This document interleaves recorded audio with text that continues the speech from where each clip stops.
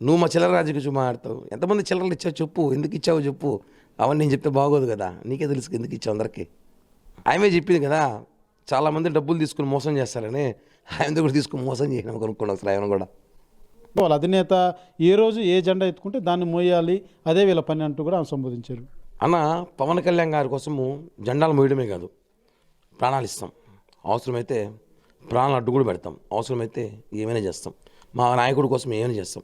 నీలాగా మేము ముగ్గురు నాయకులు మార్చలేము. మేము ముగ్గురు నాయకులు మార్చి ఇప్పుడు 4వ నాయకుడి కోసం ఎదురు చూస్తున్నావు నువ్వు వేరే రాష్ట్రంలో. అన్నీ మాకు తెలుసు.